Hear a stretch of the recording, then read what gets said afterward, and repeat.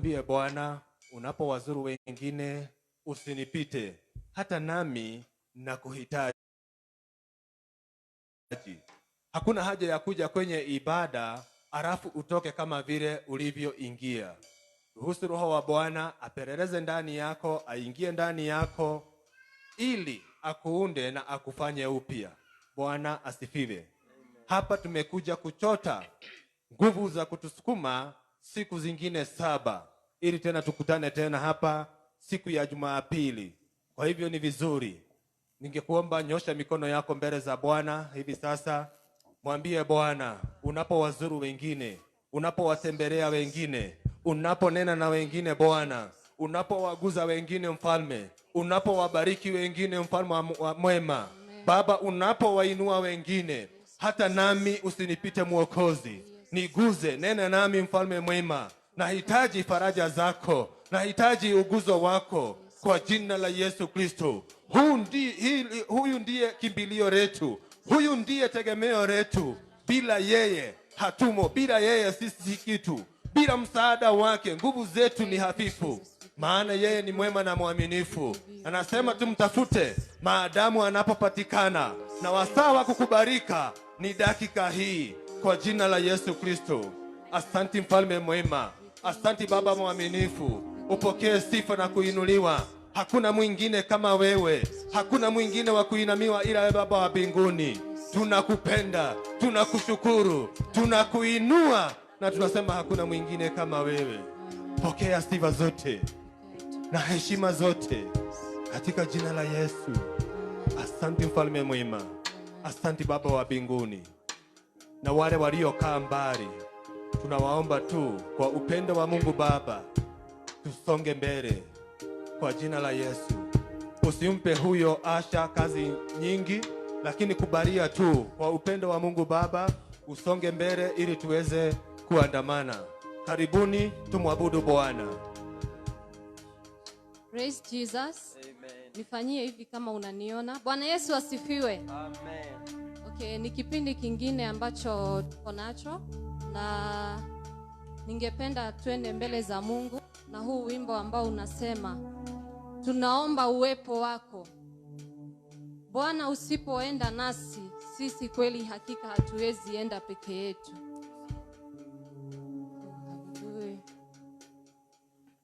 Tunaomba uwepo wako uende nasi, ewe Bwana wa majeshi, tusikie.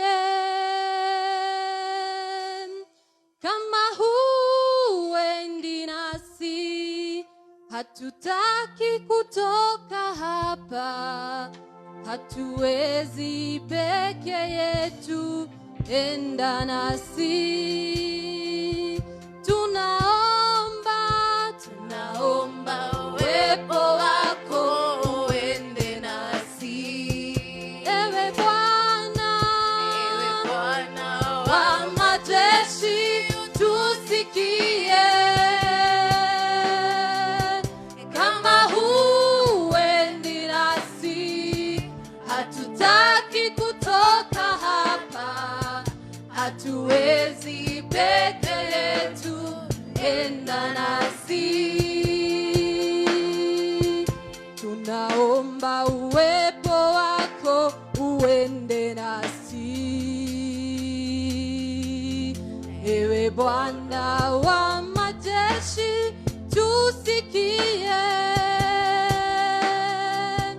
Kama huendi nasi, hatutaki kutoka hapa, hatuwezi peke yetu.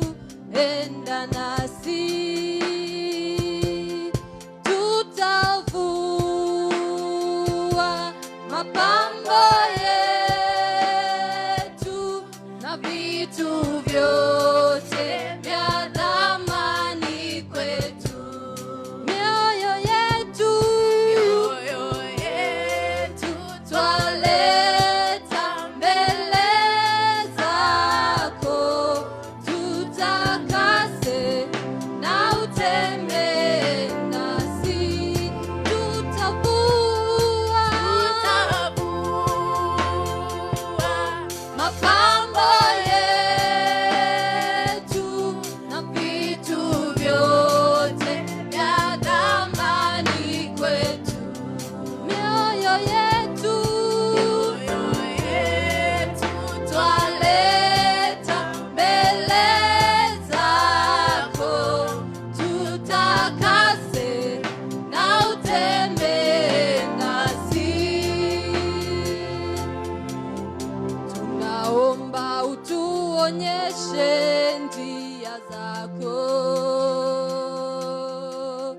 kwa maana umetuita kwa jina lako. Twalilia we Bwana, utukufu na uso wako. Twahitaji neema yako, enda nasi. Tunaomba utukufu wako uende nasi. Ewe Bwana wa majeshi, utusikie. Kama huendi nasi, hatutaki kutoka hapa. Hatuwezi peke yetu, enda nasi. Tutavua mapambo yetu na vitu vyote vya thamani kwetu. Mioyo yetu twaleta mbele zako. Tutakase na utembee nasi. Mioyo yetu twaleta mbele zako. Tutakase na utembee nasi. Tutavua mapambo yetu na vitu vyote vya thamani kwetu. Mioyo yetu twaleta mbele zako. Tutakase na utembee nasi. Mioyo yetu twaleta mbele zako. Tutakase na utembee nasi. Mioyo yetu enda mbele za Bwana, mwambie moyo wangu Yesu, naleta mbele yako Mungu. Tunaomba uweze kutusaidia Jehova. Wewe ni Mungu uliye mwaminifu Jehova. Hakuna Mungu aliye kama wewe Jehova. Pokea sifa Mungu wa Israeli. Wewe ni Mungu mwaminifu Jehova. Usipoenda nasi Mungu wetu, hatuwezi peke yetu Jehova. We thank you Jesus. We give you all the glory. We give you all the honor Jehovah.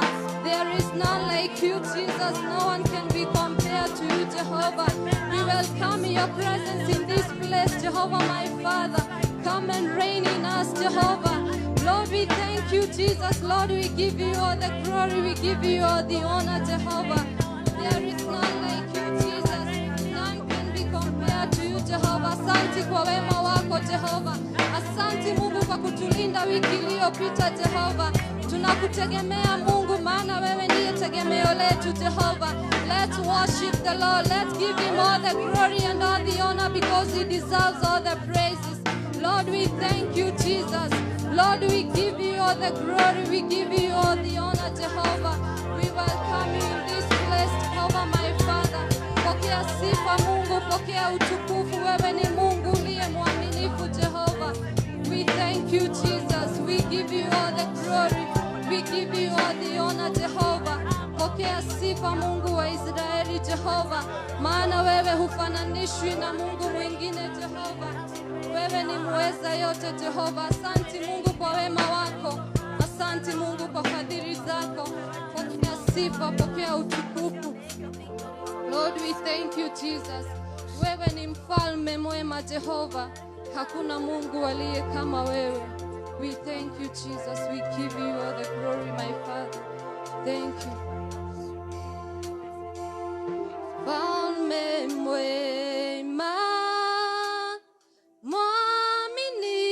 mwaminifu, Baba muweza yote,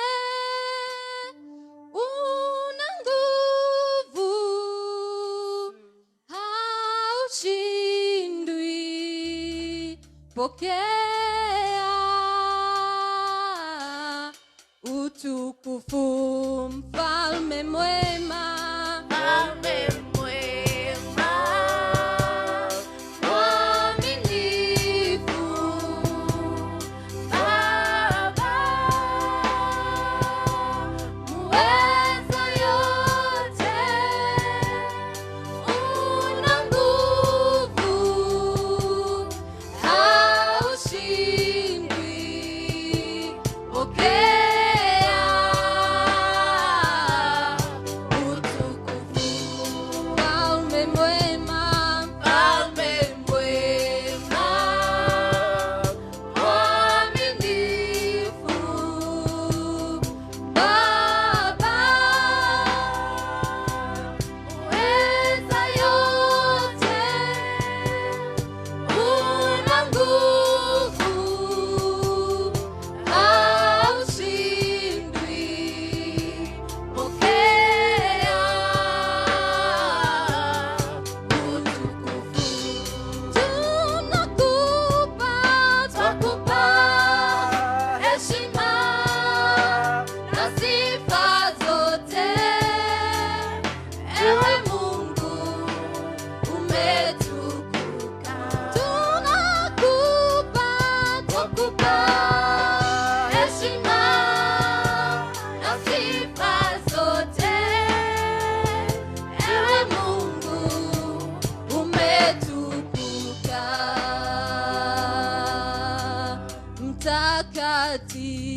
mtakatifu, mtakatifu, Bwana wa majeshi, dunia yote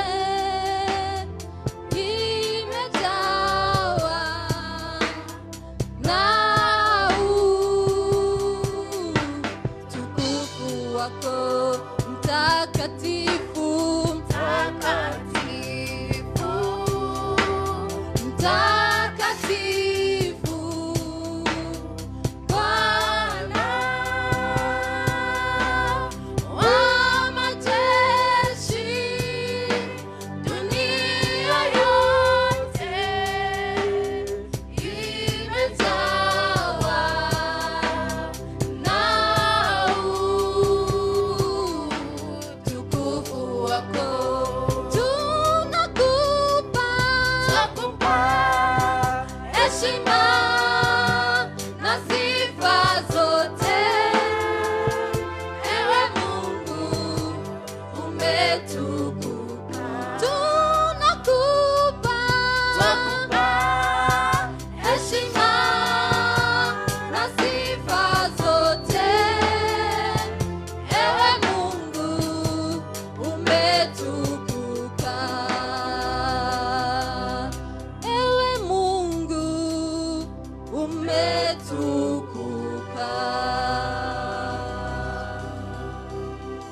Haleluya. Haleluya. Pendwa, ningependa tukumbuke nchi ya Kenya. Tuna mwaka mmoja tuingie kwenye uchaguzi, na tunaelewa tabia ya Wakenya. Hawana hofu wakati wanaona damu ikitiririka, wakati wanaona mali za watu zikiharibiwa. Hawana shida kuona watoto wetu hawana amani, hawawezi wakasoma. Ningependa mtu wa Mungu, ombea nchi ya Kenya kwa jina la Yesu Kristo, maana tunahitaji kumuona Mungu. Ni ukweli na ni vizuri tume experience amani na amani kuu, lakini wakati huu bado tunamhitaji Mungu. Tunamhitaji Mungu. Wanasiasa watakuja kwetu kutuomba kura, tuombe, wasiombe kwa fujo, kusiwe na umwagikaji wa damu kwa jina la Yesu. Ikiwa unaipenda hii nchi, nyosha mikono mbele zake Bwana. Mwambie Bwana, ikumbuke nchi ya Kenya. Ikumbuke ni nchi ambayo wakimbizi wengi wamekimbilia. na wamepata amani hapa. Mfalme mwema, tuangazie, tuonekanie Jehova. Hii nchi imekuwa kimbilio la mataifa mengine katika nchi ya Afrika. Wamekimbilia hapa, wamepata amani. Imekuwa ni nchi yako mfalme mwema. Tumeikabidhi mikononi mwako. Uiangazie, uitende mema. Isamehe Kenya mfalme amani. Tusamehe mawazo maovu. Tusamehe semi zetu ambazo ni mbaya, ni chukizo mbele zako. Tusamehe Bwana mwema, ili rehema zako, ili fadhili zako ziangazie juu ya hii nchi mfalme amani. Tunataka na tunaitisha chaguzi za amani. Kinywa cha ukaidi tunakikataa, tunakikemea, tunakifunga. Kuangamiza, kuharibu mali ya wengine tunakataa Bwana mwema, katika jina la Yesu. Wewe watujua mfalme, wakati tulikuomba amani na majirani zetu, mfalme mwema, tumeona hii amani, tumeona wema wako, tumeona mkono wako juu ya hao maadui zetu mfalme. Umetupea amani, umetukirimia amani yako, na hivi sasa hatujachoka kusongea mbele zako mfalme, tukikuita ili wale ambao wana mipango miovu isambaratike, maneno ya vinywa vyao isipate dhamani kwa jina la Yesu Kristo. Mawazo yao ambayo ni mabaya yasipate njia, ushauri wao ambao ni mbovu usipate mahali pa kupenya katika jina la Yesu Kristo. Baba, watujua, watuelewa. Madhabahu yako imeinuliwa katika hii nchi. Twakupenda, twataka, twahitaji ushuke na utamaraki juu ya hayo madhabahu katika jina la Yesu Kristo. Wewe umwema, umwaminifu, na hakuna mwingine kama wewe. Mpaka wetu wa kazini, Baba, simama mahali pale. Mpaka wetu wa kuzini, simama mahali pale mfalme mwema. Mashariki na hata magharibi, simamia Bwana mwema, maana umwema na umwaminifu. Katika ikulu ya Kenya, tamaraki mahali pale Bwana. Katika bunge la Kenya, tamaraki mahali pale mfalme mwema. Wakatika kongamano la magavana, tamaraki mahali pale mfalme mwema, kwa jina la Yesu Kristo.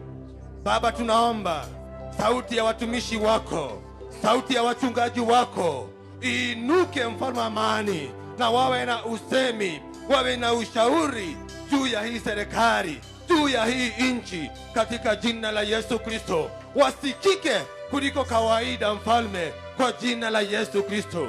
Tunariinua, tunarihimidi jina lako mfalme mwema, hakuna mwingine kama wewe. Ni vyema tuombee wale vijana ambao wanatumika kuleta furugu, kuleta fujo, kuharibu mali ya wengine, kwa jina la Yesu Kristo. Baba, washughulikie hao vijana, washughulikie mfalme mwema. Fungua macho yao waone vyema, fungua mawazo yao waelewe vizuri, kwa jina la Yesu Kristo. Wawajua na majina ya wao. Mara mingi wametumika vibaya mfalme mwema, safari hii hawatatumika vibaya kwa jina la Yesu Kristo. Maana tumekuomba na tumeliitia jina lako, nawe utatuitika mfalme mwema, nasi tazidi kuliinua na kulihimidi jina lako, tukisema tulililia jina lako na wewe ukatuitika. Asanti mfalme mwema, asanti Baba wa amani. Sifa zote na utukufu wote ni zako Baba, katika jina la Yesu Kristo tumeomba na hata kushukuru. Amen, amen. Na wakaribisha ili tuweze kumsifu Bwana. Fungua moyo wako ili Bwana akutembelee na akuhudumie katika jina la Yesu. Pige makofi. Nimeona wema wako, nimeona fadhili zako we Baba, nasema asanti.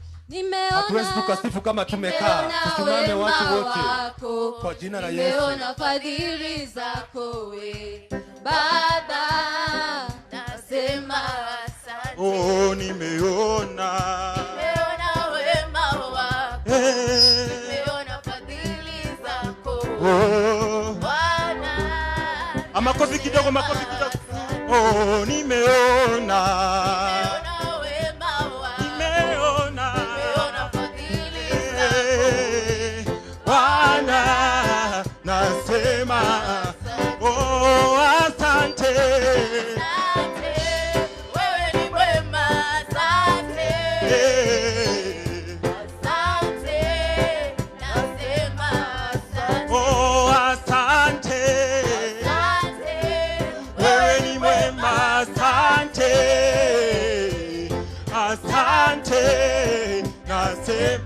Oh, asante.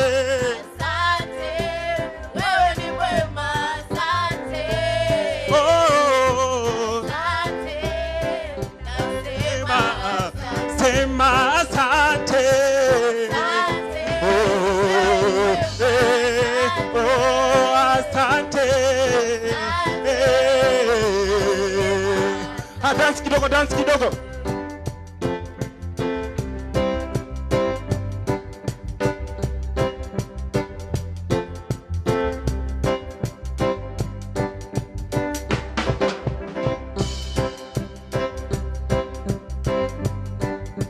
Oh, asante.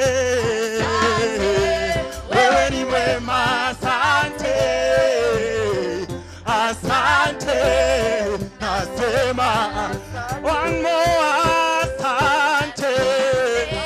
Wewe ni mwema, asante. Oh, asante. Asante, nasema asante. One more time. One more time. One more time. Lord, I need your touch. One more time. One more One more time. time. One more time. One more Hey. Lord, I need your touch. One more time. One more time. One more One more time.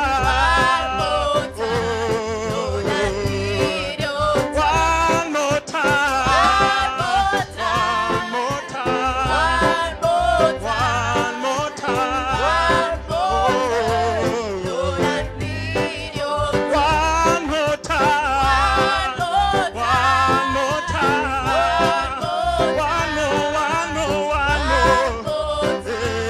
Lord, I need your touch. One more time. One more One time. more time. One more One more time.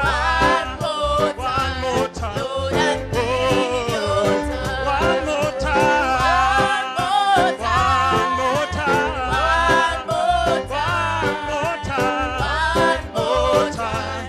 Lord, I need your touch. Let us celebrate the Lord because He's worthy to receive our praises in Jesus' name. Tunataka kumwambia kwamba ametusamehe katika jina lake. Bwana Yesu asifiwe. Tupige makofi tunapoenda kumsifu.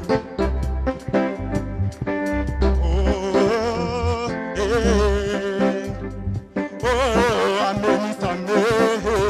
Amenisamehe. Oh, amenisamehe jamani. Amenisamehe. Katika jina lake Yesu. Amenisamehe. Katika jina lake Yesu, amenisamehe. Oh, amenisamehe. Amenisamehe. Oh, amenisamehe jamani. Amenisamehe. Katika jina lake Yesu amenisamehe. Katika jina lake Yesu amenisamehe. Oh, anipa amani. Anipa amani. Anipa amani jamani. Anipa amani. Katika jina lake Yesu. Anipa amani. Katika jina lake Yesu Anipa anipa. amani. Oh, anipa furaha. Anipa furaha. Anipa furaha jamani. Anipa furaha. Katika jina lake Yesu anipa furaha. Katika jina lake Yesu anipa furaha. Oh, ameniinua. Ameniinua jamani. Oh, katika jina lake Yesu. Katika jina lake Yesu. Ameniinua. Kila mtu hapa.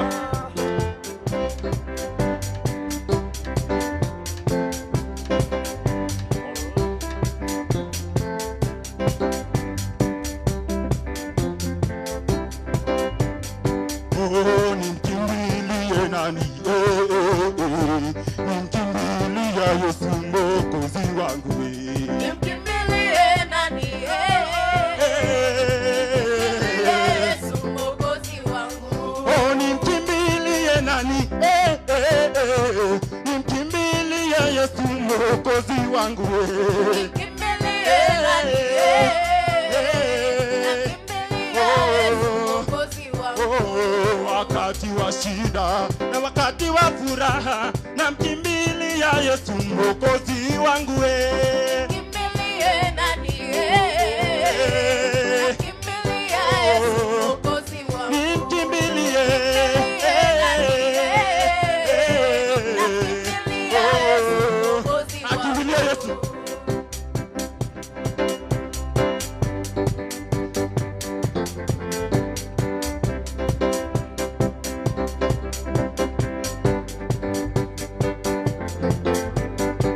Oh, nimkimbilie nani? Nimkimbilia Yesu Mwokozi wangu Kimbilie nani Kimbilia Yesu Mwokozi wangu. nimkimbilie nimkimbilia Yesu Mwokozi, nimkimbilie nani? Mwokozi, nimkimbilie nani? Nimkimbilia Yesu Mwokozi wangu. Makofi mazuri mbele zake Bwana.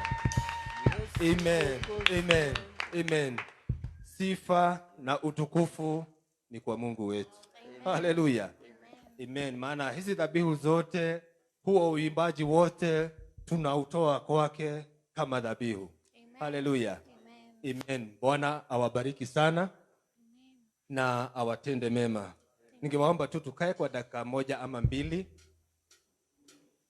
ili nipeane nafasi hii tutambue wageni wetu. Kama wewe ni mara yako ya kwanza, hebu ni kuone kwa ishara ya mkono.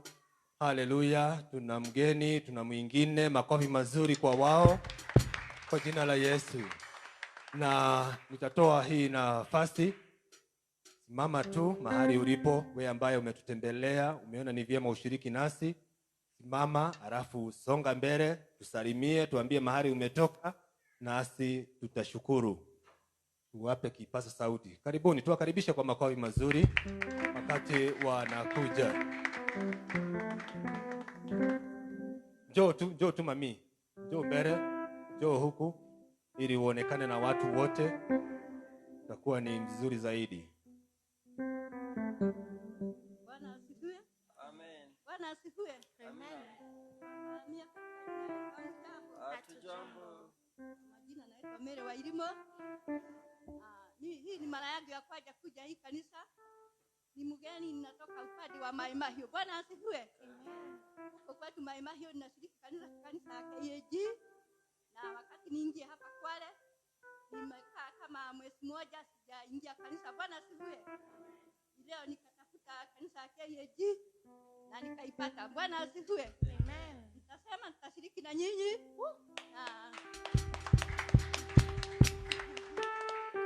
Mimi ni mshirika wa kanisa ya KAG. Bwana asifiwe. Amen. Nilitoka huko Mai Mahiu. Nitoka huko kama mwezi wa 5. Bwana asifiwe. Mimi nilikuwa mshirika wa kanisa ya KAG na nilikuwa mzee wa kanisa. Bwana asifiwe. Nilikuja hapa Kwale. Huko kwetu kulikuwa na msitatuka ya hapa na pale katika miji, nikakimbilia hapa Kwale. Bwana asifiwe.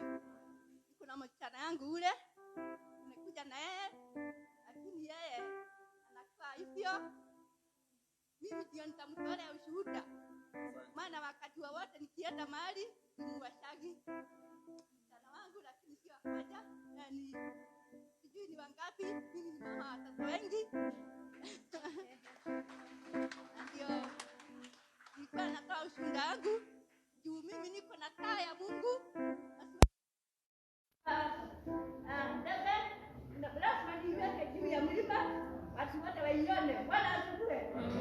Na nafuraha sana kwa kumkaribisha, akunipa nafasi niseme jina yangu na niseme bali natoka. Bwana asifiwe. Siku hiyo nitakaa hapa na kushiriki na nyinyi, hata kama ni mshirika nitakuwa nikikuja, maana mali nakaa hivyo sijui hata kazi nafanya, maana mimi ni mgeni, sina lolote la kufanya, lakini nyumba ya Mungu kuna kazi nyingi naweza kufanya. Bwana asifiwe. Asante sana. Tumkaribishe mama kwa makofi mazuri. Mama, tutaendelea kushirikiana. Asante sana. Asante sana. God bless you.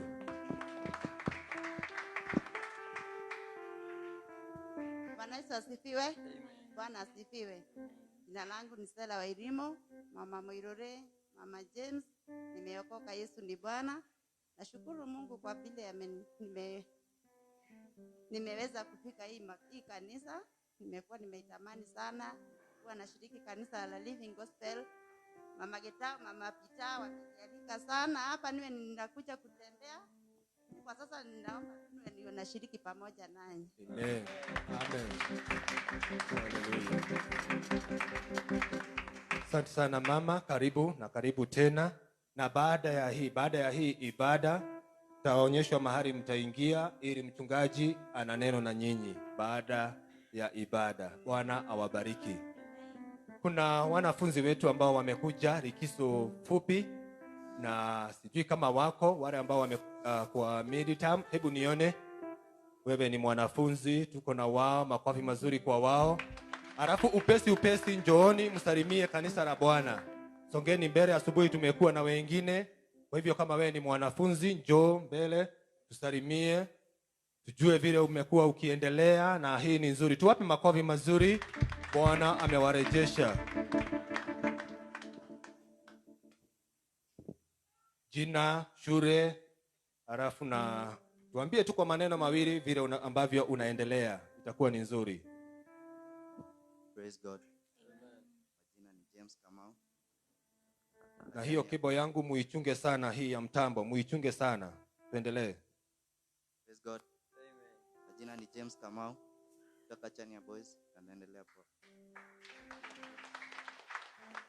Praise God. Amen. John Ng'ethe, Lady of Mercy. Praise God. Amen. Naitwa Lydia Ngure, nimeokoka kutoka Kabare. Praise God. Amen. Praise God again. Amen. Majina ni Mama Mjiro, nimeokoka na Yesu ni Bwana kutoka St. Alexis. Praise God. Kwa jina naitwa Lawrence Njoroge, nimeokoka kutoka Springwood Boys. Praise God. Amen. Naitwa Samuel na nimetoka Mavuti Boys. Praise God. Amen. Praise God again. Amen. Majina ni Brian, nimetoka Barito Boys. Praise God. Amen. Praise God again. Majina ni Aaron, kutoka Life High. Nimeokoka. Praise God. Amen. Bwana asifiwe. Amen. Naitwa Jesse Njoroge Ngahu wa Mama Judy hapa. Naweza salimia kanisa. Nimefurahi, nimewapata mkiwa salama. Nimetoka Nyeri High School. Na mtuombee saa hii tuko candidate. Amen. Amen. Amen. Amen. Mko na wimbo ama hamko mmejipanga? Basi mchungaji atakuwa na neno nanyi. Mbarikiwe sana mnapokaa. Wow, tunashukuru sana kuona tuna jeshi kubwa ambalo linatusimamia kila mahali ulipo. Jua ya kwamba wewe ni barozi wa hili kanisa. Haleluya. Na hiyo inakuwa ni nzuri, nasi tunaendelea kuwaombea hao wanafunzi ili wamalizie vizuri. Kesho tunawahitaji. Bila wao hili kanisa halina kesho, lakini wakiweko hili kanisa lina nguvu. Amen. Nafasi hii nataka hasa ni ipeane kwa mam ili aweze kutukaribishia mtumishi wa Bwana aweze kuendelea. Tusimame tukaribishe mama ili atusalimie kanisa la Bwana na pia akaribishe mtumishi wa Bwana. Bwana asifiwe kanisa. Nawasalimu katika jina la Yesu. Nina amani ya Bwana. Amekuwa pamoja na mimi, ameniongoza na amenilinda. Wema na fadhili zake zimekuwa pamoja na mimi. Pamoja na jamii yangu tuko na amani. Mungu amekuwa pamoja nasi. Ni wakati wa kusikia neno na ningetaka tukaribishe mnenaji, mtumishi wa Mungu ili atuletee neno. Karibu mchungaji.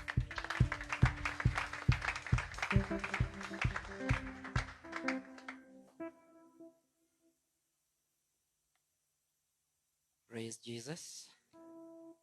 Praise Jesus. How are you? I want to welcome you to our second service. Nawakaribisha kwenye ibada yetu ya pili. We normally have a second service that is English service. Tunakuwa na ibada yetu ya pili ya Kimombo, Kiingereza. In the house we have our chief. Tuko na chief wetu kwenye nyumba. And after this he's going to say hi to the congregation. Na baada hii atasalimia kanisa. I'm happy to see each one of you. Nashukuru kuwaona ninyi nyote. It's my pleasure. Ni furaha yangu. It's my pride. Ni furaha yangu. Even to start before you. Hata kusimama mbele zenu. And to have a favor from you. Na kupata kibali kutoka kwenu. And more favor from God. Na kibali nyingi kwa Mungu. I want us to read the word of God as we stand. Ningetaka tulisome neno la Mungu tunaposimama. This is from the book of Psalms of chapter number 11. Ni kutoka kwenye kitabu cha Zaburi 11. In the scripture we see something to do with foundation. Kwenye maandiko tunaona jambo kuhusu msingi. So you discuss much more concerning a foundation. Kwa hivyo tunataka tujadili zaidi kuhusu msingi. We are reading from verse number 1 to 3. Tunaanza kifungu cha kwanza hadi cha 3. But our emphasis is actually on verse number 3. Lakini jambo la mkazo ni mstari wa 3. I'm reading from King James Version. Nasoma kwenye nakala ya mfalme James. From Psalms chapter 11 and verse number 1 to 3. Zaburi 11 mstari wa kwanza hadi wa 3. In the Lord put I my trust, how say yield to my soul. Flee as a bird to your mountain.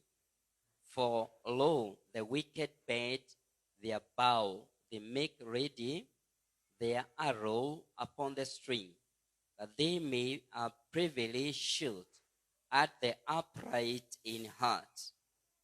If the foundations be destroyed, what can the righteous do? Bwana ndiye niliyemkimbilia. Bwana ninaimbia nafsi yangu. Kimbia kama ndege mlimani kwenu. Maana tazama, wasio haki wanaupinda uta, wanaitia mishale yao katika upote, ili kuwapiga gizani wanyofu wa moyo. Kama misingi ikiharibika, mwenye haki atafanya nini? Amen. Can we pray together? Tuombe pamoja.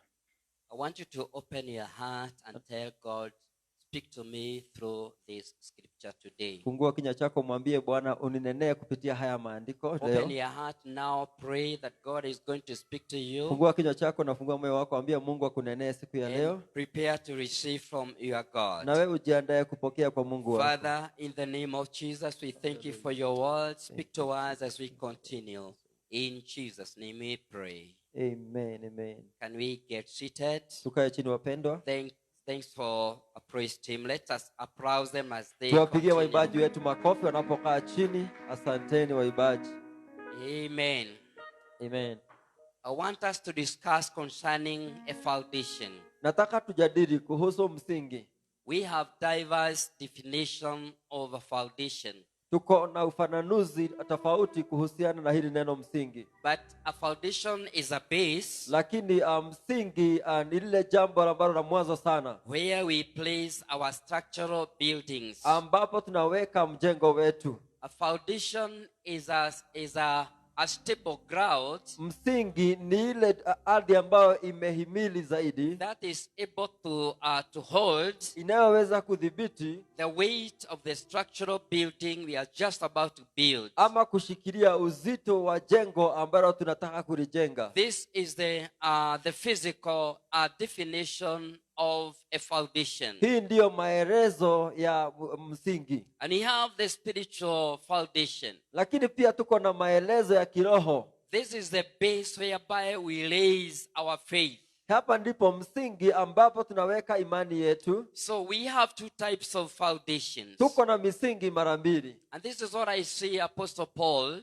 Na hili ndilo naloona mtumishi wa Mungu Paulo. When he was writing to the church of Corinthians. Alipokuwa anawaandikia kanisa la Wakorintho. He said something concerning a foundation. Alisema neno kuhusu msingi. And he also gave some instructions concerning a foundation. Na pia akatoa mashauri kadhaa kuhusu msingi. This is what Apostle Paul said in chapter 3 and verse number 10. Haya ndio aliyosema kwenye kifungu cha 3 na mstari wa 10. Paul said, as a wise master builder, Paulo akasema kama mjenzi mwenye hekima, I decided to build. mimi niliamua kujenga, And I decided na niliamua that there is no other foundation ya kwamba hakuna msingi mwingine ule where a man can build upon ambapo mwanadamu anaweza jenga juu yake but Jesus Christ. isipokuwa Yesu Kristo. Praise the name of the Lord, Bwana Yesu church. asifiwe sana kanisa. So, as we speak concerning foundation, Kwa hivyo tunapojadiliana kuhusu msingi, the spiritual foundation of a believer msingi wa kiroho wa Mkristo should be nothing else sio jambo lingine lolote but Jesus Christ ila Yesu Kristo and the Word of God. na neno la Mungu. I expected a better amen. Nilitarajia amen. I'm saying this Nasema hili to us as believers. kwetu sisi kama We Wakristo, don't have any other foundation. hatuna msingi mwingine ule As the Bible is giving instructions, kama vile Biblia inavyoelezea, but Jesus and the Word of God. ila tu Yesu na neno la Mungu. Praise the name of the Lord. Bwana asifiwe. We have various types of our foundations, Tuko na aina nyingi sana za misingi, and this is the Word of God that we have just read. nalo hilo ndilo neno la Mungu ambalo tumelisoma. It was the man of God David, Ilikuwa ni mtumishi wa Mungu Daudi, after wondering concerning his life, baada ya kushangaa juu ya maisha yake and after seeing the type of life he's living, na kuona vile anavyoishi and the plans that his enemies were proposing for him, na mipango ambayo adui wake walikuwa wanampangia, he just has this wonder in his heart akawa na hii kushangaa ndani ya moyo wake that if the foundations can be destroyed, ya kwamba je, misingi ikiharibiwa, what can a righteous person mwenye do? haki atafanya nini? So listen here. Hebu sikiliza, We have two types of people. tuko na watu aina mbili. We have an ignorant person. Tuko na mtu ambaye hajui, This is a non-believer, ni mtu ambaye hajaokoka, or a believer with ignorance. ama ambaye ameokoka lakini anapuuza, Somebody with the pride. mtu ambaye aliye na kiburi. The Bible calls ignorant person as somebody with the pride. Biblia inaita mtu ambaye anapuuza kama aliye na Somebody kiburi, who does not consider God. ambaye hana haja na Mungu, Somebody who does not consider the decrees of God. ambaye hachukulii maagizo ya Mungu kwa umakini. And we have a righteous person. Na tuko na mtu ambaye ni mwenye haki. Now, this man of God, David, Daudi mtumishi wa Mungu, is talking concerning a righteous person. ananena kuhusu mtu mtakatifu. And this is because challenges normally assails. Na hii ni kwa sababu changamoto mara nyingine hukuja, They normally happens zinafanyika mara to nyingi the life of a proud person, kwa maisha ya mtu ambaye ni ana kiburi, and also to a righteous person. na pia kwa mtu mtakatifu. Now the question is, Lakini swali ni hili, if the foundation may be shaky, je, msingi ukitikiswa, if the foundation may be destroyed, msingi ukiharibiwa, what is the fate of a righteous person? je, hali ya mwenye haki atakuwa wapi? We see in the same scripture, Tunaona neno lile lile tu. the Bible is giving several answers. Biblia inatoa majawabu kadhaa, But before we come to these answers, lakini kabla hatujafika kwa hizi jawabu, my listeners, I want to let you know msikilizaji wangu, nataka nikufahamishe that we have many bases of our lives. ya kwamba tuko na misingi mingi za maisha yetu. Family is a foundation, Jamii yako ni msingi wako, and we cannot do without our na family. hatuwezi endelea bila familia. Family is a certain unit Familia ni hali fulani that God has initiated ni ambayo Mungu ameanzisha with many purposes to accomplish. ikiwa na sababu nyingi za kutimiza. And so, family is a certain foundation. Na kwa hivyo familia ni msingi fulani. And now the Bible is asking, Na wakati Biblia inauliza if the family foundation can be shaken, kama msingi wa familia ukitikizwa, what should be a righteous person mtu do? mwenye haki atafanya nini? I want to put this into your understanding, Nataka uelewe hili, that God initiated family. Mungu alianzisha He familia also initiated peace. na pia alianzisha amani. He initiated cooperation Alianzisha majadiliano to be the forces to ensure the family is working. kuwa ndio zile mbinu za kufanya familia iendelee. But as a believer, you know, Lakini kama Mkristo there unaelewa, are those times that we have no, peace in the family. ya kwamba kuna zile nyakati hakuna amani katika There are familia. those challenges normally comes in the family Kuna wakati changamoto huja katika familia, that makes the family to be shaken. inafanya familia iwe na itingizike. No peace in the family. Hakuna amani kwenye Issues familia. of life are there. Kuna changamoto mahali And pale, there is no cooperation. hakuna kujadiliana, There is no communication. hakuna mazungumzo. And in times like this one, Na kwa nyakati kama zile, the foundation is shaken. msingi umetikiswa. So I'm here to convince you Niko hapa nikuambie, it is possible ni inawezekana for family foundation to be shaken. kwa msingi wa familia And when kutingizwa. the family foundation is being Na wakati shaken, msingi wa familia a umetikiswa, righteous person is asking, mwenye haki anaulizwa, what will I do? mimi mwenye haki nitafanya nini? God has an answer. Mungu ako na jawabu. We also have the second foundation Pia tuko na msingi mwingine wa pili, because we have very common foundations. maana tuko na misingi ya kanuni. And this is the economical Ni foundation. msingi ya kifedha.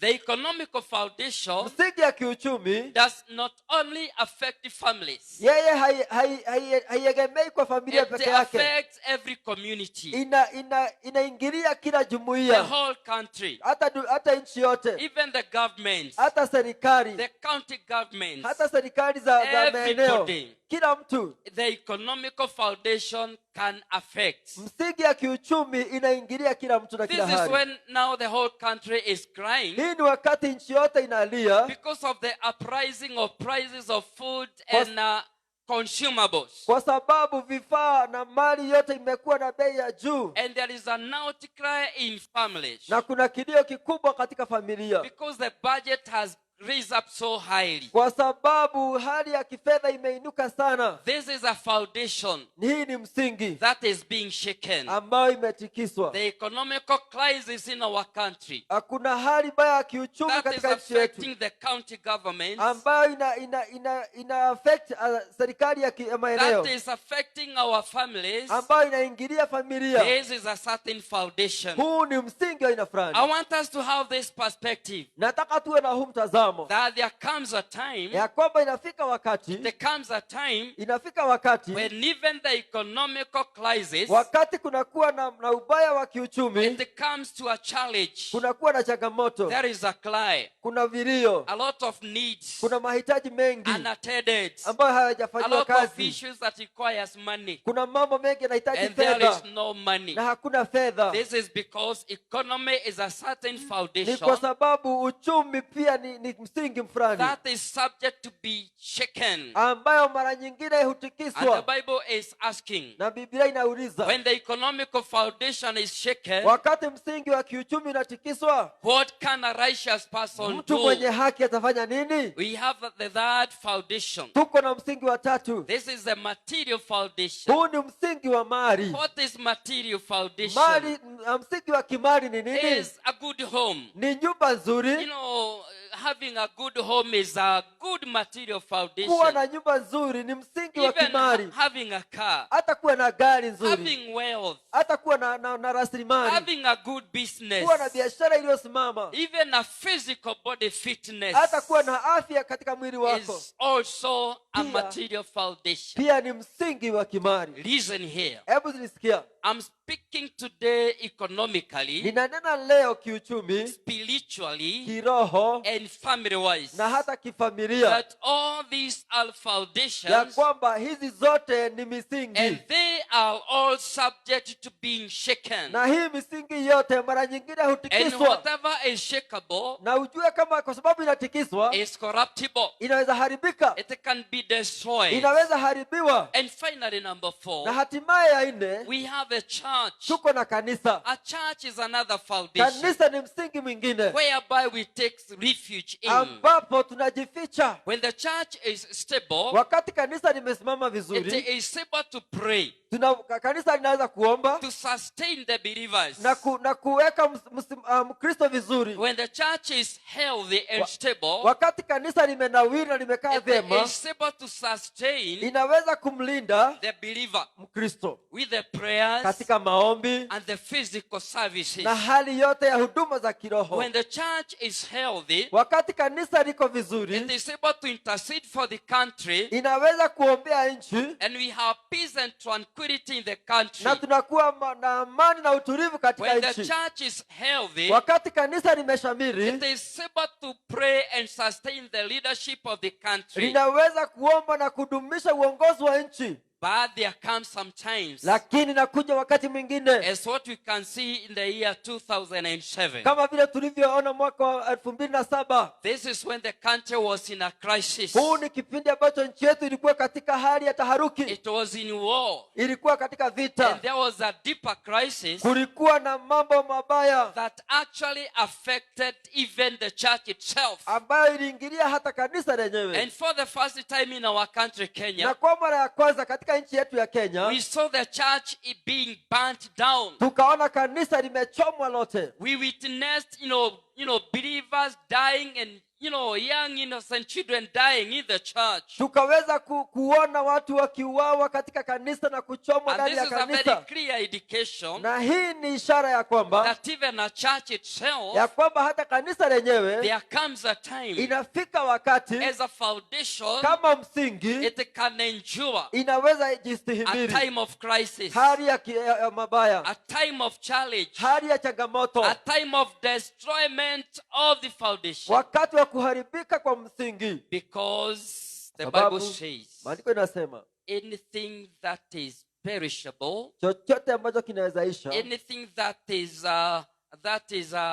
salvageable, chochote ambacho kinaweza kuwa na changamoto, it can be destroyed. inaweza haribika. So a church can also be Kwa destroyed. hivyo hata kanisa linaweza haribiwa. May God help us, church. Mungu atusaidie sana kanisa. Today we have news. Leo tuko na habari. The church in Afghanistan is going through fire. Kanisa la Afghanistan linapitia vita. And Moto. actually, as the history says, Kama historia inavyosema, this is now the second country in the world hii ni nchi ya pili katika dunia yote after North Korea. baada ya North Korea. North Korea actually is on the leading list, North Korea inaongoza, where we don't have Christians. ambapo Ukristo They are being umefinywa sana. jailed and killed. Wanawekwa korokoroni na They kuuawa are kila being wakati. molested. Wanateswa sana. And what they normally say, Na kile ambapo wanasema it is church on the fire. ni ya kwamba kanisa juu ya moto. Church in Korea, Kanisa because we Korea, still have believers, kwa maana tuko na Wakristo it pia. is a church but in chaos. Ni kanisa lakini limeharibika. What is happening today? Ni nini kinafanyika leo?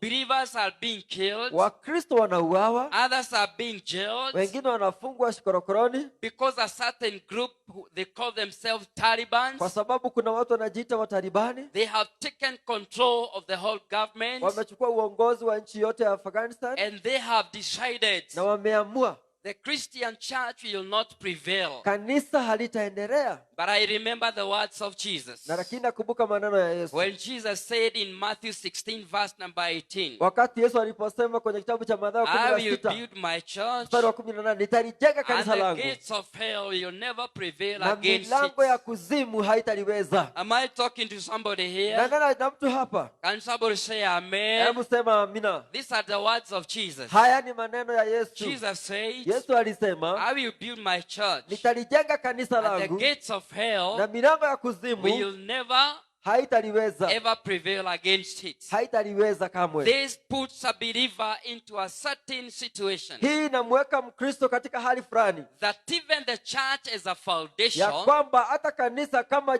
msingi it can also be shaken. pia inaweza tikiswa. Are we together? Je, tuko pamoja? Hey, church, are we together? Tuko pamoja kanisa? I'm saying this. Nasema hivi, A church being a foundation, kanisa likiwa ni msingi it can't be shaken. inaweza tikiswa. Praise the name of the Lord. Bwana Yesu asifiwe sana. Now the question is, Sasa swali ni when the hili, church foundation wakati msingi wa is kanisa destroyed, unapoharibiwa, what can the righteous do? je, mwenye haki atafanya nini? These are some of the wonders we have in the Bible. Haya ndiyo maajabu ambayo tuko nayo katika These maandiko. are some of the puzzles we have in the family. Haya ndiyo mambo ambayo ni ya kutatanisha katika When jumuiya. the situation is tense in the family, Wakati hali ni tatanisha katika familia, every member of the family is wondering, kila mmoja wa familia anajiuliza, what will I do nitafanya nini when the situation is this way? wakati hali imekaa hivi? There are diseases that normally comes in the family. Kuna magonjwa mara nyingi inaingia katika There familia. is financial crisis. Kuna hali mbaya ya When kifedha. you're not able to meet our needs.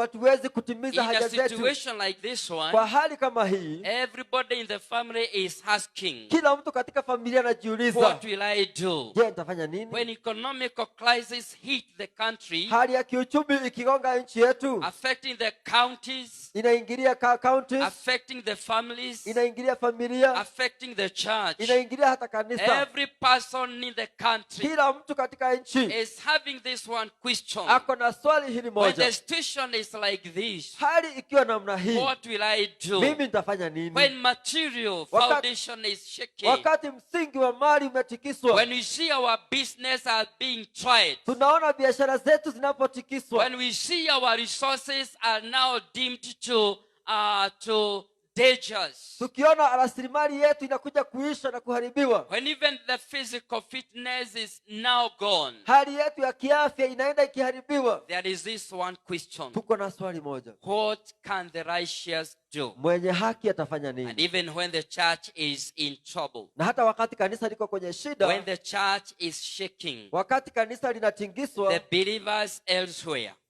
Wakristo mahali and kwingine within, na ndani they are pale wondering, wanajiuliza, what can the righteous do? mwenye haki atafanya nini? Amen. Amen. These are some of the things that is biting the whole community. Haya ni baadhi ya mambo ambayo yanafinya sana jumuiya yote, And I wish I can see somebody here who will tell me, na Pastor, ningetaka tu kama kungekuwa na mtu mmoja niambie, Reverend, mtumishi wa Mungu, I'm not going through any one of those. mimi sipitii moja ya hizo umesema. I'm sure you must be in a very wrong place. Lazima utakuwa mahali ambapo hapafai. If you personally you're not struggling, Kama wewe kibinafsi haung'ang'ani, our nation is at a standstill.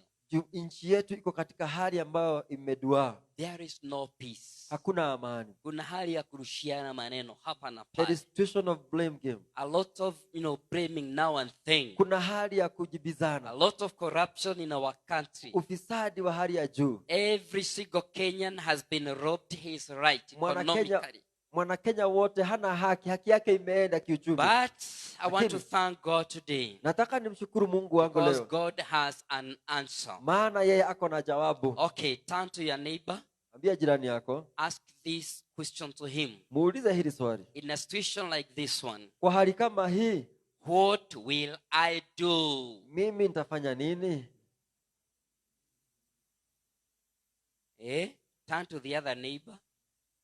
Angalia huyo mwingine, jirani huyo And mwingine. because you are sitting apart, can you just shout and ask him, Na kwa in sababu a situation like this one, what will I do? muulize, kwa hali kama hii nitafanya nini? Here we have several answers.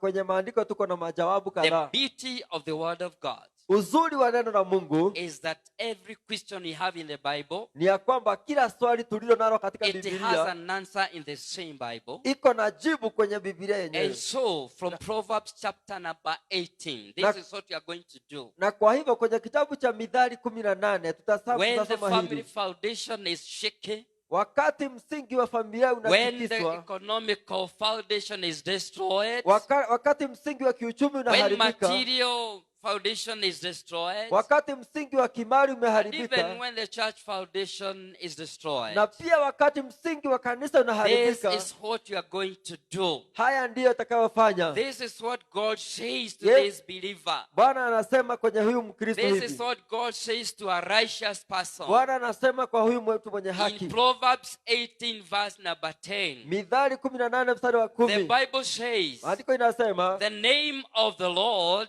jina la Bwana is a strong tower. ni ngome imara. The righteous run Mwenye haki huikimbilia, to it and are safe. akawa salama. Hey, church. Kanisa, I demand a 100% amen. nahitaji amina kwa kila mtu. Listen now. Kama uko hapa, Listen. sikiliza. Mungu anasema hivi. God is saying, my name, jina that's langu, the name of the Lord, jina la Mungu is wetu a strong tower. ni ngome The imara. righteous, Mwenye haki, listen here. The sikiliza hapa. righteous ambaye anauliza, when the foundations are shaken, what will I do? Now here is the answer. Hapa The kuna jibu. righteous run to it and are safe. Mwenye haki huikimbilia akawa salama. Amen. Amen. Is that an answer? Hiyo ni jibu. So you no longer wonder. Basi usiwe na kushangaa. When every foundation is shaken, Wakati msingi wote unatikiswa, there is an answer. kuna jibu. There is a refuge. Kuna mahali wa Our kukimbilia. Lord and your God Baba wetu na Mungu is wako, a strong tower yeye ni msingi imara, whereby you righteous person, ambapo wewe mtu mwenye haki, and I mean you righteous person, nasema wewe mwenye haki, when you run to him, ukimkimbilia you are safe, utapata you salama, are secure, utakuwa umesalama, the foundation is safe, msingi utakuwa and the imara, foundation is secure, na msingi utakuwa imara, because our Lord is a strong tower. kwa sababu baba wetu ni ngome imara. Praise the name of the Lord. Bwana Yesu asifiwe sana. These are the words of King David. Haya ni maneno ya mfalme Daudi. He had come to a point of wondering, what will I do now? Alifika wakati wa kujiuliza, nitafanya My nini? enemies are now conspiring against my life. Maadui wangu wanapanga kinyume na maisha yangu. They are so much after my blood. Wao wanatafuta damu yangu. And they are even preparing their bows Na wanaandaa mishale yao to pierce through my heart. ili wadunge moyo wangu. Now to him, King David, Yeye mfalme Daudi, he saw that the whole environment is bad. aliona mazingira yote ni mbaya. It is dangerous. Kuna hatari kubwa sana. But lakini now God is speaking to this man Mungu anamuongelesha that even when your enemies are shields before you, hata wakati maadui wamekuzunguka, my name, jina langu, is a strong tower. ni ngome imara. Praise the name of the Lord. Bwana Yesu asifiwe sana. Do you know what is a tower? Je, unajua mnara ni nini? A tower is not a house. Mnara sio nyumba tu. It's more than a house. Ni zaidi ya nyumba. It's a very high. Ni nyumba iliyo juu zaidi. That is so high. Iko juu zaidi. That from high you can get to things. Ambapo ukiwa juu pale utapata mambo mawili. You can be able to have the best visibility of your enemies. Utaweza kuona maadui wako vizuri. And number two, you are secured.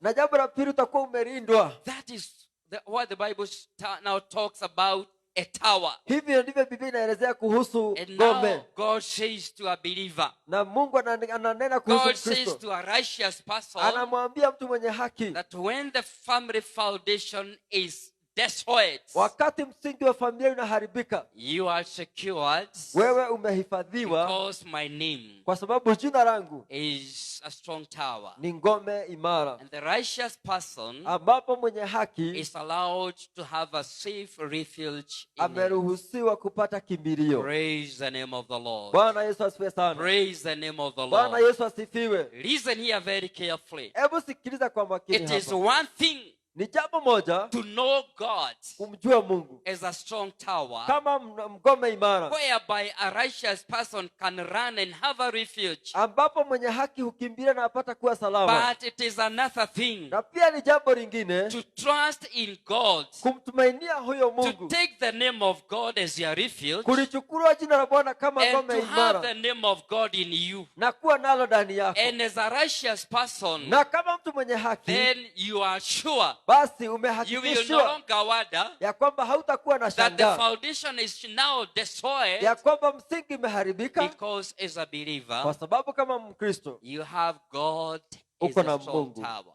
kama ngome imara. Number two, what is the righteous person going to do Jambo la when the pili, foundation are destroyed? mwenye haki atafanya nini baada ya msingi kuharibika? From the book of Habakkuk chapter number 2. Somebody read for me. Kwenye kitabu cha Habakkuk Habakuku chapter 2 and verse number 4.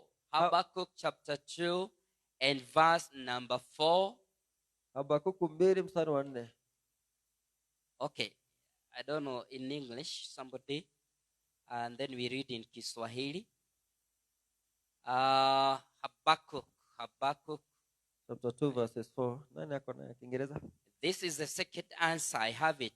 Utasoma Kiswahili. Let me read from Kiswahili. This is another answer. Listen. Sikiliza. Jibu lingine That our God is concerned ambalo Mungu wetu of the anamaanisha chaos that normally comes across in our lives. katika changamoto ambazo tunapitia maishani mwetu. When a righteous person is wondering, Wakati mwenye haki anashangaa, this is a situation that I can't be able to accomplish. hii ni hali ambayo siwezi nikaiweza. What am I going to do? Je, nitafanya nini? This is the answer that God is giving. Kuna jibu ambalo Mungu anatoa hapa.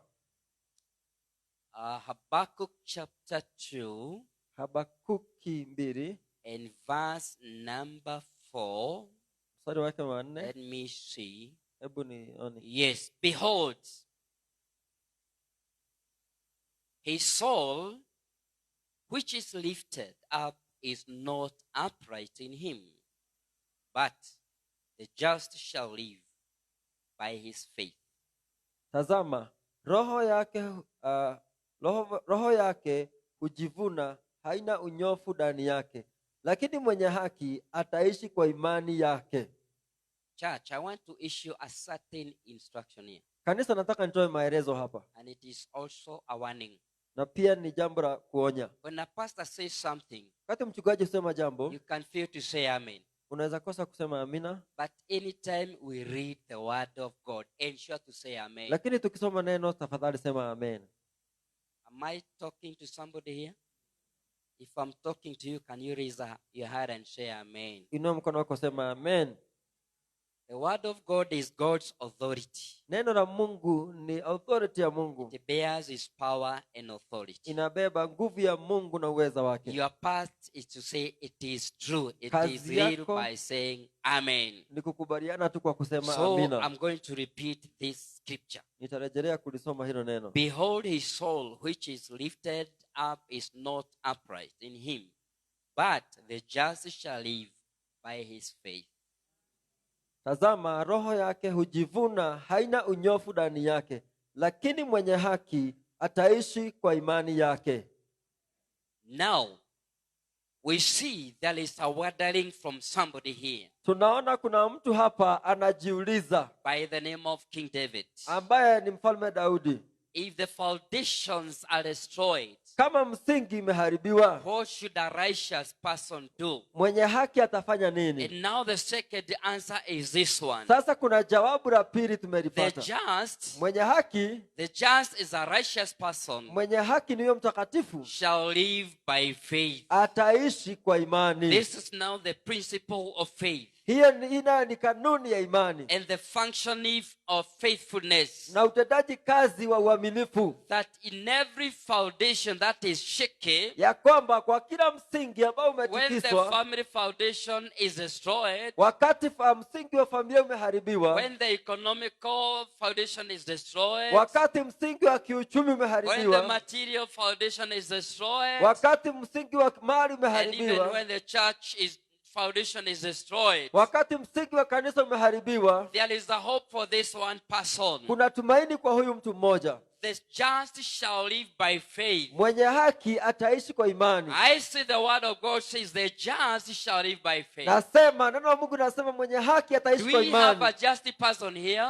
Tuko na mwenye haki hapa. Do I have a righteous person here? Tuko na mtu mtakatifu Can a hapa. righteous person say, yes, Mwenye haki aseme I'm going to ndio, live by faith? nitaishi kwa imani. Can you shout again, yes, I'm going to live by faith? Toa sauti useme nitaishi kwa imani. Because this is the answer our God is giving. Maana Mungu anatoa jawabu hili. So you not perish. Kwa hivyo hautaangamia. You not succumb to the circumstances. Hautamalizwa na hizi hali. Because the Bible says Kwa sababu maandiko there is a inasema survival for you. ya kwamba kuna hali ya kuokoka Because kwako. you are a righteous person. Maana wewe ni mwenye haki. And answer number 3. Na jawabu la tatu ni According hili. to Habakkuk chapter number 3. Habakkuk chapter 3. Naenda kwenye kitabu cha Habakuki 3. The very chapter book you have read, chapter 3 now, verse Kifungu number hicho 17. 3 mstari wa 17. This is what now God says. Mungu naye anasema hivi. Through prophet Habakkuk. kupitia nabii wake that Habakuki when the family foundations are destroyed, ya kwamba wakati msingi wa familia unaharibiwa, in verse number 18, kwenye kifungu cha 18, you are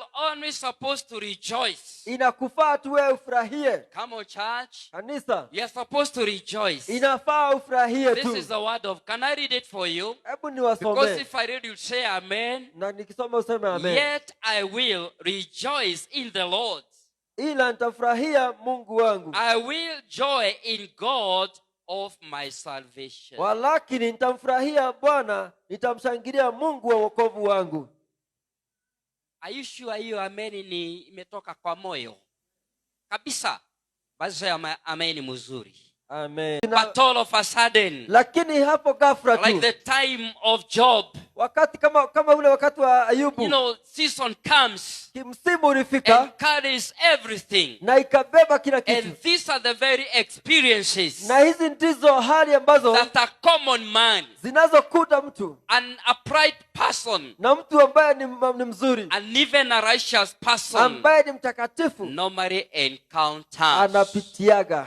But we have an answer. Lakini tuko na jibu. This is what the Bible says. Biblia inasema hivi, Even when these situations normally comes along the way, wakati hali iko namna hii, even when we are going through these very devastating seasons, tunapitia misimu ya kutamausha, the Bible puts a Christian, a believer, a righteous person Biblia inamweka mtu mwenye haki into this very one position. katika msimamo mmoja. Yet I will rejoice. Basi nitamfurahia. Can somebody say amen? Mtu aseme amen. Yet you should rejoice. Hata hivyo nitafurahia. After all these seasons, katikati ya mambo haya yote, after all these hasalas, baada ya hasara hiyo yote, the Bible is putting a righteous person Biblia inamweka mwenye haki to this one position katika msimamo huu mmoja, that you have to keep rejoicing. ya kwamba endelea kufurahia. And I mean you have to keep rejoicing. Endelea kufurahia. After having discovered this one thing, baada ya kuwa umetambua jambo that moja, our God is the initiator of all seasons. ya kwamba Mungu ndiye mwanzilishi wa misimu yote. Are you aware of that? Je, wajua hiyo? Every season that comes along the way, Kila msimu ambao unakukuta, our God is able to allow. Ni Mungu huruhusu. Hata wakati jua imewaka sana,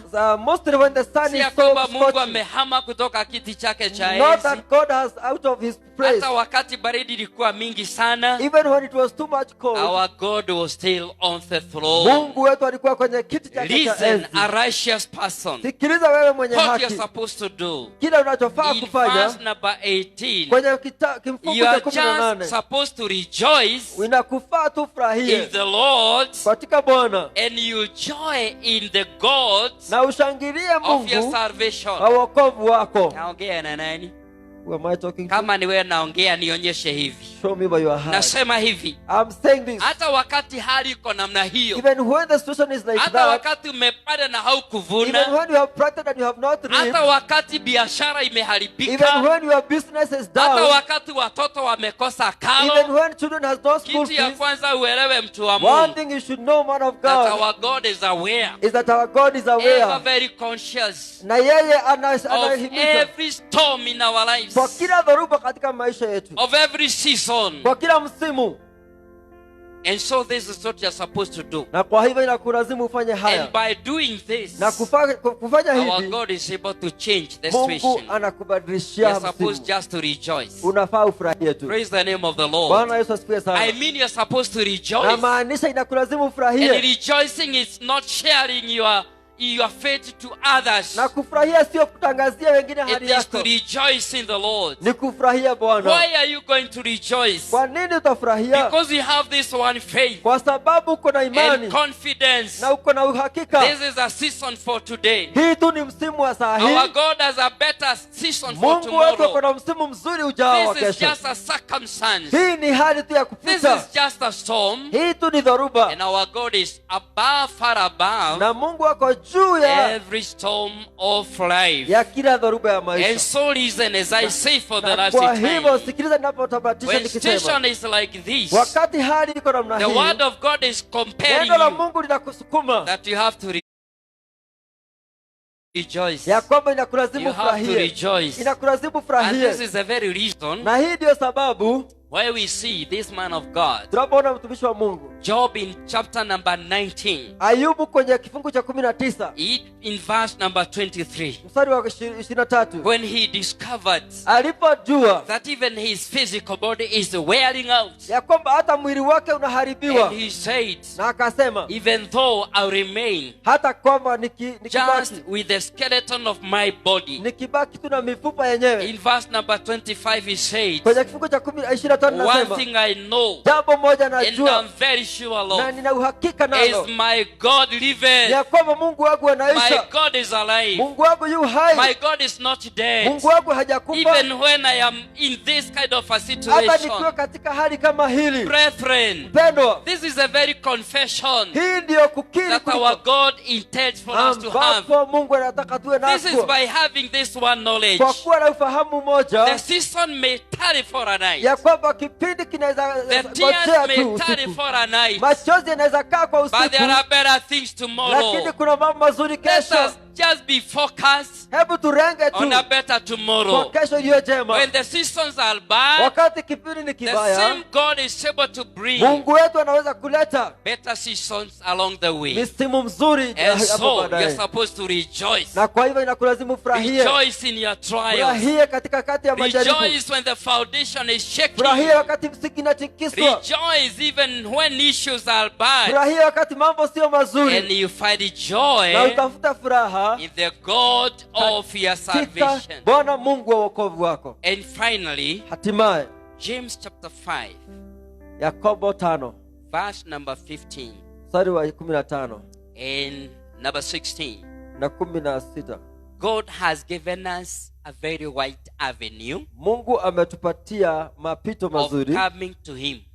tukija kwake. When the foundation is shaking, Wakati msingi when the unatikisa, family foundation is troubled, wakati msingi wa familia the Bible umeharibika. says in chapter 5 verse number 15, Biblia inasema kwenye kifungu cha 5 mstari wa is 15, somebody having a trouble in his life? je, kuna mtu ametaabika Is maishani? somebody sick? Kuna mtu mgonjwa? Is there any foundation that is shaking? Kuna msingi uliotikiswa? The Bible says, Andiko inasema, come to the church. njoo kanisani. I have placed my elders there. Nimewaweka wazee They wangu are wa going to kanisa, pray for you. watakuombea, They shall lay their hands upon you. wakuwekelee mikono, They are going to anoint you with oil. wakupake mafuta, And the prayers of believers, na maombi ya the Wakristo, prayers of that man of God, maombi ya hawa watu wa will Mungu make you well. itakufanya And upone. even though you have sinned, Na hata kama utakuwa umefanya their dhambi, intercessory prayer kupitia maombi yao is going to intercede for you. ambao watakuombea, You get healed utaponywa and better things in your life. na mambo mazuri maishani mwako. Praise the name of the Lord. Bwana Yesu asifiwe sana. Kuna yupo tunaimbaga hivi. There's a song that we normally sing like this.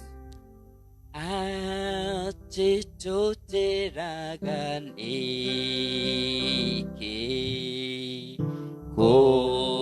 kumwariria kaigema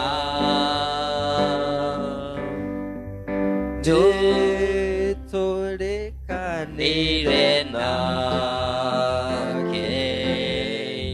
tondu niguo endaga ona tukimatha guothe tuona ungi ta uyu asha tutikona ungi ugituigwa ta Jesu.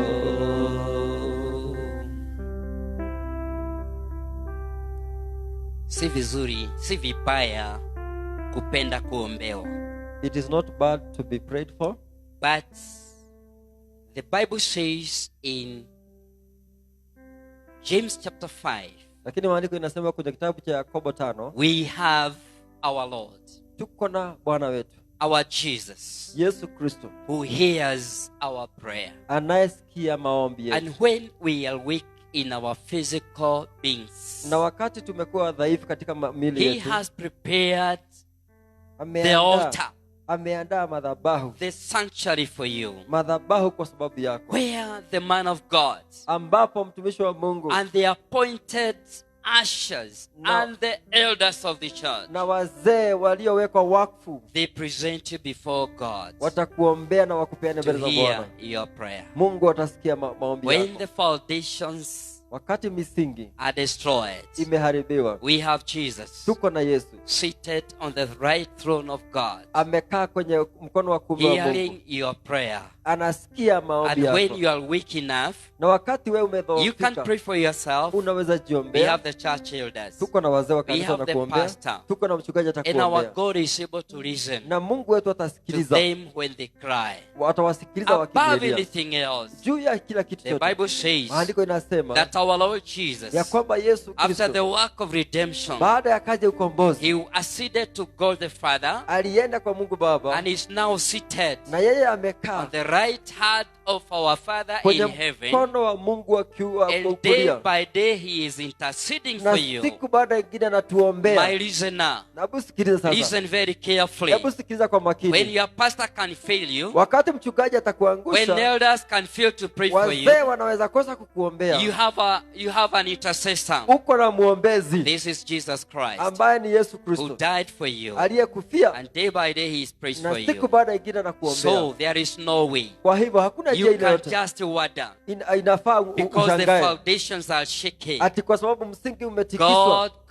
God has a lot of answers. Mungu ako na jibu nyingi Number sana. one, he says he is the tower Jambo la kwanza tukasema jina lake ni whereby you mnara, can take your refuge. unaweza kimbilia He pale. has given you faith, Amekupatia imani, and the just shall live by faith. na mwenye haki ataishi kwa He imani. has given us moments Ametupatia nyakati to experience various storms and seasons in our ambapo lives. tutapitia hali ngumu katika maisha But he has yetu, given us a purpose to rejoice in him. lakini ametupatia sababu ya kufurahia And ndani yake, finally he has given us na hatimaye ametupatia the name of his son Jesus, jina la Yesu mwana upon wake, whom we pray, ambapo tukiomba and God answers Mungu our prayer. hujibu maombi yetu In Jesus' name. katika jina la Yesu. Amen. Amen, May amen. God bless you. Bwana wabariki. And may God bless you so Bwana bariki neno lake. Amen. Amen, amen, amen. Can we start together? Tusimame kanisa.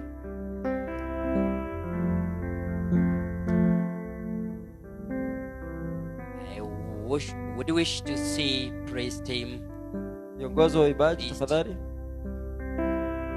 Nataka tuimbe pambio because our time is good. Tutaimba wimbo Praise moja. team, mko wapi? Viongozi wa uimbaji tafadhali, where are you? Tumemaliza ibada ya kwanza wakaenda. I don't like the way you walk so huggishly coming. It's good you walk and just be in a position. Tutaimba Bwana usehemu yangu. Na my brother, sababu unanisikia, kama unaniheshimu, usifungue macho. Funga macho yako unapoimba Bwana usehemu yangu. Sababu unaibia Mungu. Na sikumwimbia ni kuomba. And after this, I'm very sure, kuna misingi mingi sana imetikisika. Kuna jamii zinapitia maradhi, magonjwa, upungufu wa amani katika boma. Kuna biashara zimeinama, zimevamiwa, karibu kufunga. Nataka nikwambie haitafungwa, kwa sababu leo hii nataka uambie Mungu, wewe ni sehemu yangu, na wewe ndiye mnara mkubwa ambao Mungu wangu umeniandalia nijifiche kwako. Msingi umetikitiswa, lakini wewe ni mnara ambao ni kimbilio langu. Umenipatia imani, nitasimama na imani. Wananiambia hata wakati season na majira zimeharibika, ni furahi ndani yako, kama vile Habakuku alisema, na ya mwisho unaye Yesu Kristo ambaye anakuombea hata dakika hii. In Jesus name, hallelujah. Bwana sehemu yangu, rafiki. Tuinue mikono zetu, tuinue mikono zetu kwa heshima ya kuomba katika safari yangu, natembea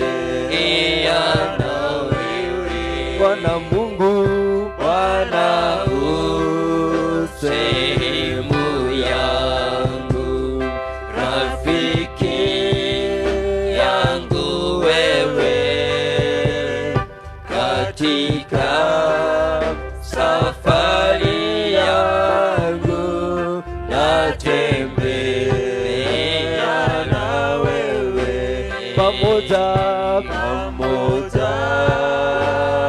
na wewe pamoja na wewe katika safari yangu natembea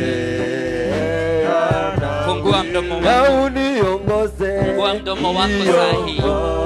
Ambia Mungu wewe ni sehemu yangu. Mwambie Mungu wewe ni sehemu yangu. Nichukue mlangoni mwa mbinguni, ingia wewe. Chukua muda sasa, mtu wa Mungu. Chukua muda, mwambie Mungu wewe ni sehemu yangu. Tazama maisha yangu, yale mambo ambayo inatikisika kwa maisha yangu. Wewe ukiwa sehemu ya maisha yangu, sitachoka. Wewe ukiwa sehemu ya maisha yangu, sitashindwa. Wewe ukiwa kimbilio langu na msaada wangu, wewe ukiwa mnara wangu, sitashindwa. Eleza, ambia, onyesha Mungu mahali ambao kwa umelemewa, mahali unasikia maisha imeinama, na guzo imeshikwa, inatikisika. Mwenyezi Mungu ana uwezo, atakuwezesha, sababu yeye ni Mungu. You have a way to amend our ways, our Father. Mungu ana uwezo wa kurekebisha. Mungu ana uwezo wa kurekebisha. Baba wetu ana uwezo. Hata hiyo familia inapitia kasoro, inapitia changamoto, hata huo uchumi ambao umezorota, Baba ana uwezo, ana uwezo, ana uwezo. Anasema yeye ni kimbilio. Ukimkimbilia yeye ana uwezo. Baba ana uwezo. Hata hiyo mali yako ambayo imetikiswa, mali yako imepotea, mali yako imejaribiwa, inapitishwa katika hali gumu, nasema ya kwamba siku ya leo Mungu anasema ya kwamba yeye ni kimbilio. Mungu anasema amekupatia imani. Mungu anasema ya kwamba ufurahie katika hii majanga. Ya mwisho anasema ya kwamba unaombewa. Mwanae Mungu amekaa kwenye kiti cha enzi, anakuombea, anakuombea. Unaombewa, mtu wa Mungu. Unaombewa, unaombewa, unaombewa.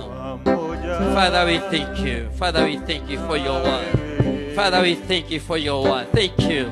This is a spiritual food. This is a spiritual medicine.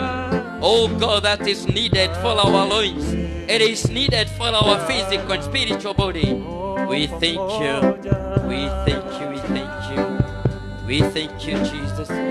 We thank you, Lord. We bless you, Father. We give you praise. We give you praise, our Father. We love you. We love you.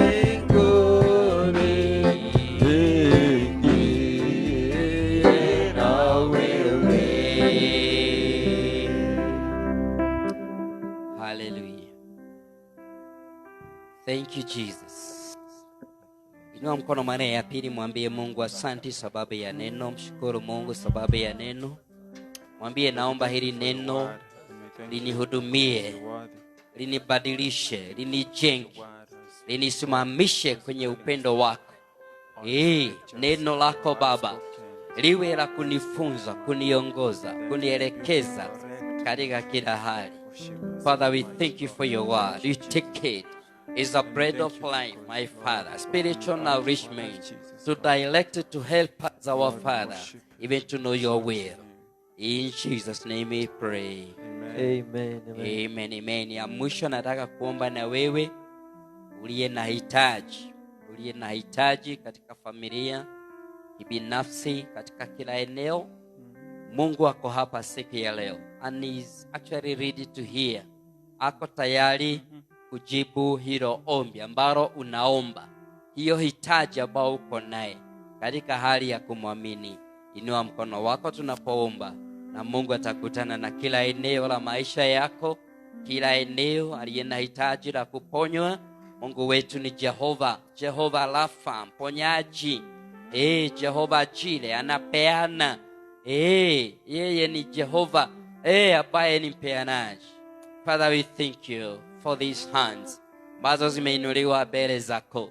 Roho zao Baba unazisoma, unaona kila hitaji, kila eneo ambao Baba kila moja naomba watimizie haja zao, timiza maombi zao, wapatie lolote wanahitaji, kwa sababu wewe ni Mungu. Tunaomba baraka za madhabahu ifikie watu wako na kuwawezesha katika hali za kulemewa, katika jina la Yesu Kristo. I thank you for each and every person today. Kila mmoja unamuelewa, wazidishie wema wako na fadhili zako, katika jina la Yesu tunaomba na kushukuru. Nayo neema ya Mungu ikae pamoja nanyi. Fadhili zake Baba ziwaongoze. Amen. Mungu atimize haja zenu. Amen. Na ajibu maombi. Amen. Awapatie lolote ni mahitaji zenu. Amen. Na neema yake ikae na nyinyi. Amen. Kwa jina la Mungu Baba